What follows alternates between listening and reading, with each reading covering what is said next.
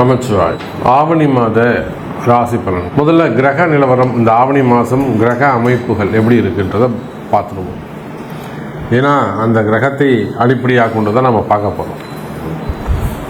முதல்ல இந்த ஆவணி மாதத்தில் 2 கிரக மாற்றங்கள் 3 கிரக மாற்றங்கள் கூட நிகழ்ந்திருக்குன்னு தான் சொல்லணும். ஒன்று, சுக்கிர பகவான் சுக்கிரன் கடகராசியில் சஞ்சரிக்கிறார்.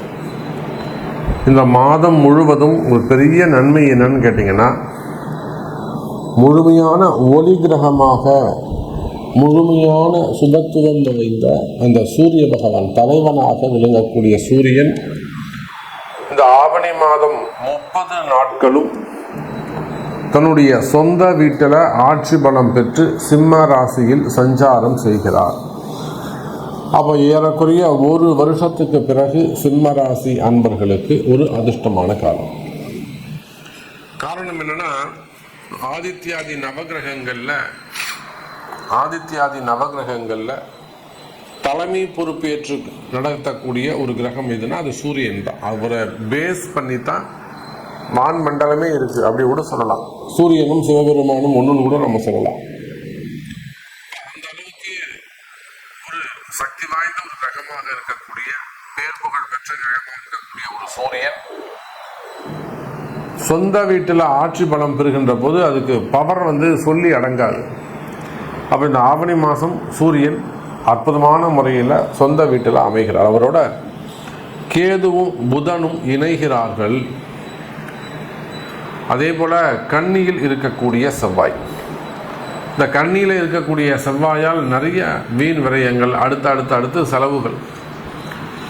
நிறைய அன்பர்கள் சொல்வது உண்டு, எனக்கு கையில் காசு நிற்கவே மாட்டேங்குது, அதுவும் போன மாதம் இந்த மாதம்லாம் பார்த்தீங்கன்னா ரொம்ப கடுமையான வறட்சி சாமி. எவ்வளோ வந்தாலும் அடுத்து செலவாயிட்டே போயிடுச்சு சாமி, கையில் ஒன்றுமே நிற்கவே இல்லை. ஒரு ஈவி செலவு வந்தது, ஒரு ஏசி ரிப்பேர் ஆச்சு, அல்லது வேறு எதுவும் எலக்ட்ரிக்கல் ப்ராப்ளம் வந்தது, அல்லது பூமி ரிலேட்டடாக வீடை ஒரு ரெனோவேஷன் செஞ்சேன், இல்லை வீட்டில் ஒரு ஹோமம் பண்ணேன், பூஜை பண்ணேன், இல்லை அந்த ஒரு சின்னதாக டைல்ஸ் ஒன்று உடஞ்சி எடுத்து போட்டாங்க. அப்போ அந்த பூமி சார்ந்து வீட்டுக்கு ஏதாவது ஒரு வீண் செலவு, வீண் விரயம், ஒரு 40,000 ரூபா 50,000 ரூபா காலி. அப்போ இது போல் கையில் காசு தங்காமல் இருப்பது, இதெல்லாம் அந்த கண்ணியில் இருக்கக்கூடிய செவ்வாய். இதே ஒரு கம்பெனி, பெரிய அளவில் ஒரு கம்பெனி அப்படின்னாக்கா அங்கேயும் இதே தான் ட்ரையான ஒரு சூழ்நிலைகள் இருக்கும். அப்போ இந்த சூழ்நிலைகள் எல்லாம் இந்த மாதம் மாறப்போகுது. சூரியன் அற்புதமான முறையில் இருக்கிறாங்க. ஆனால் என்னன்னாக்கா சூரியன் கேது இடத்துல மாட்டிக்கிட்டார்.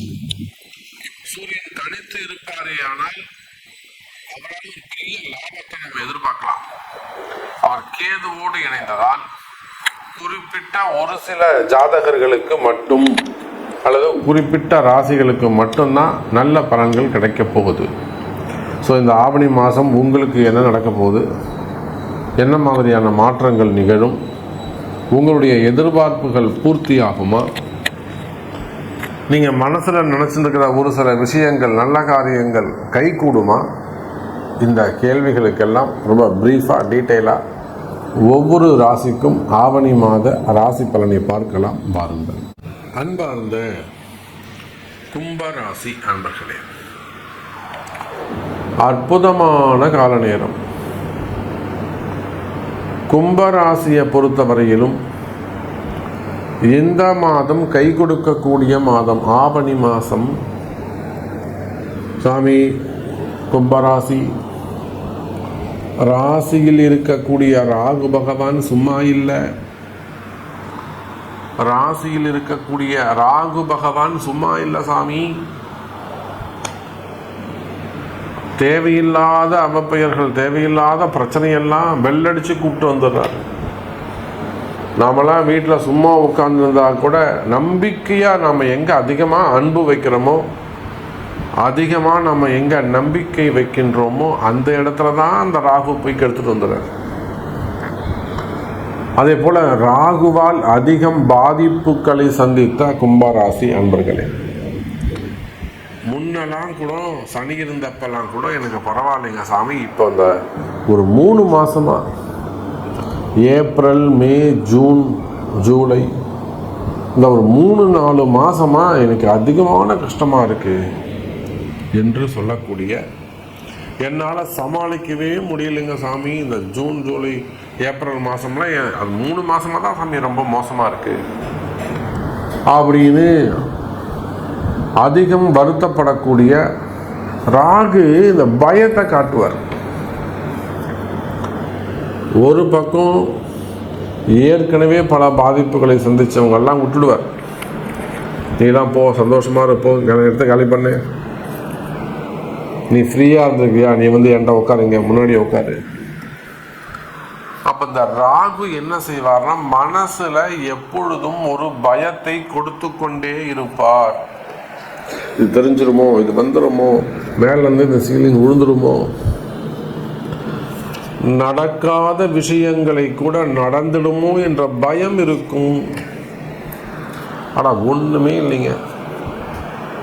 ஒரு சாதாரண உடல்நிலை ஆரோக்கிய குறைவு இருப்புன்னு வச்சுப்போமே, ஒரு ஹெல்த் இஷ்யூஸ் இருக்கு, ஒரு கால் வலியாக இருக்கலாம், கை வலியாக இருக்கலாம், படுத்தா தூக்கம் வராமல் இருக்கலாம்.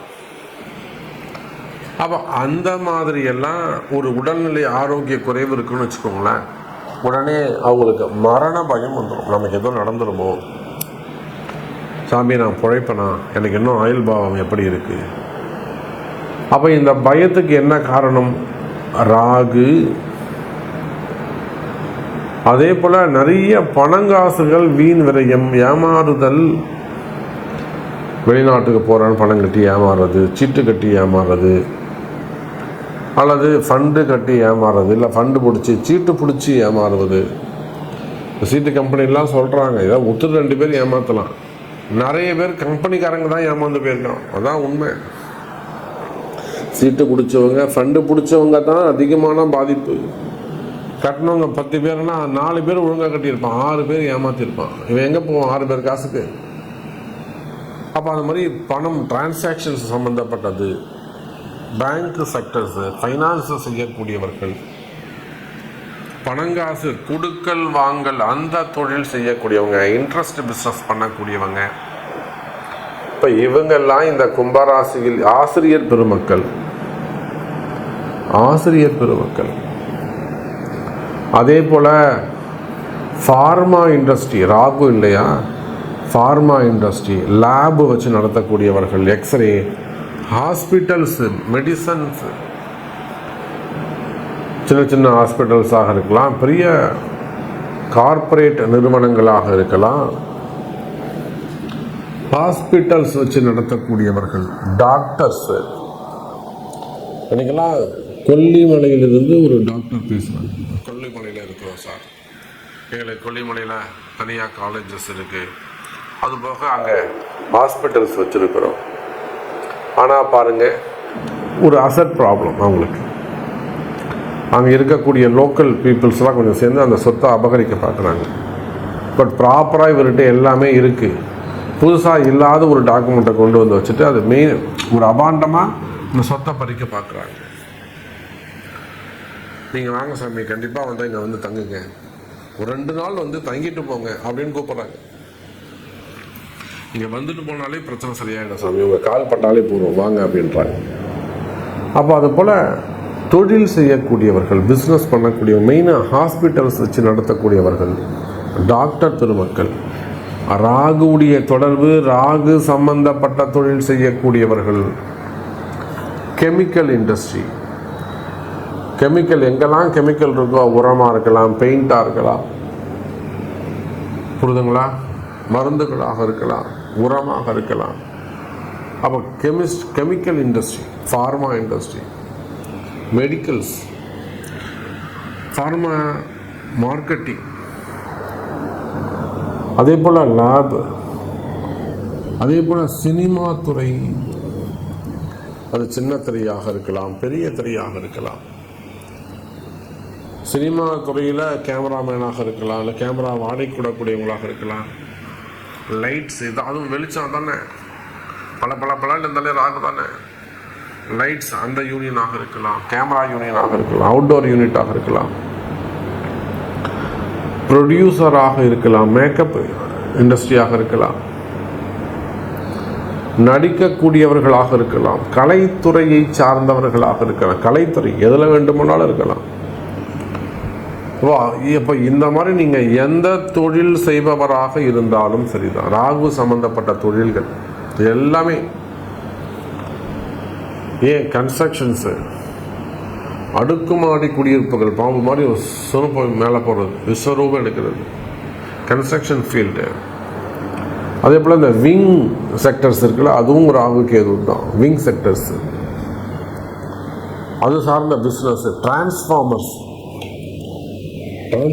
பிஸ்னஸ் பண்ணக்கூடியவர்கள், லிஃப்ட் பிஸ்னஸ் பண்ணக்கூடியவர்கள், எலக்ட்ரிக்கல், எலக்ட்ரானிக்ஸ், இபி செக்டர்ஸ் அது சார்ந்த பிஸ்னஸ் பண்ணக்கூடியவங்க, அது சார்ந்த கடைகள் வச்சிருக்கக்கூடியவங்க, ஷோரூம்ஸ் வச்சிருக்கக்கூடியவர்கள். இப்போ இது எல்லாமே ராகுவுடைய காரகத்துவம். ஆமாம், இந்த மாதிரி நிறைய ஸ்டெப் பை ஸ்டெப்பாக ஒரு தொழிலாக நம்ம சொல்லிகிட்டே போகலாம். அப்போ நீங்கள் எந்த ஒரே வரியில் சொல்லணும்னா, இந்த மாதிரி ராகுவுடைய தொழிலில் நீங்கள் எந்த தொழில் செய்பவராக இருந்தாலும் சரிதான். கும்பராசி என்பர்களே, உங்கள் தொழிலில் இருந்து வரக்கூடிய அந்த கஷ்ட நஷ்டங்கள் விலகும். உங்கள் தொழிலில் லாஸ் இருந்திருக்கலாம், ஏமாற்றங்கள் இருந்திருக்கலாம், பல கோடி நஷ்டங்கள் இருந்திருக்கலாம். எப்போ நீங்கள் இந்த நல்ல செய்தி உங்கள் காதில் விழுதோ, இனிமே உங்களுக்கு நல்ல நேரம், உங்களுக்கு ஒரு நல்ல குருமார்கள் கிடைப்பாங்க, அவங்க மூலியமாக நல்ல முன்னேற்றம் இருக்கும், வருமானம் அதிகரிக்கும். மெயினாக நான் சொன்ன அந்த தொழில் அமைப்புகள்லாம் உங்களுக்கு ஏதேனும் கஷ்டங்கள் இருக்குமே, நீங்கள் சொல்கிறது கரெக்ட் தான் சாமி, நான் இந்த பிஸ்னஸ் தான் பண்ணேன், சினிமா துறையில் தான் இருக்கேன், நான் ஆக்டராக இருக்கேன், எனக்கு படமே இல்லை, எனக்கு வருமானமே இல்லை, ரொம்ப நாள் ஆகுது சாமி, நான் கொஞ்சம் ஆக்டிவேட் ஆகணும், எனக்கு ஒரு புதிய தொழில் கிடைக்கணும், ஸோ அந்த மாதிரியெல்லாம் நல்ல சான்ஸ் கிடைக்கணும், இந்த மாதிரியெல்லாம் சொல்லக்கூடிய கும்ப ராசி என்பர்களே, நீங்கள் குடும்ப பெண்களாக இருந்தாலும் சரிதான், கணவன் மனைவியாக இருக்கலாம், காதலர்களாக இருக்கலாம், அப்போ யாராக இருந்தாலும் கும்பராசியாக இருப்பீர்களே ஆனால் இந்த ஆவணி மாதம் உங்களுக்கு ராசியான மாதமாக அமையும், பயம் விலகும், நன்மை நடக்கும் என்பதை சொல்லிக்கொண்டு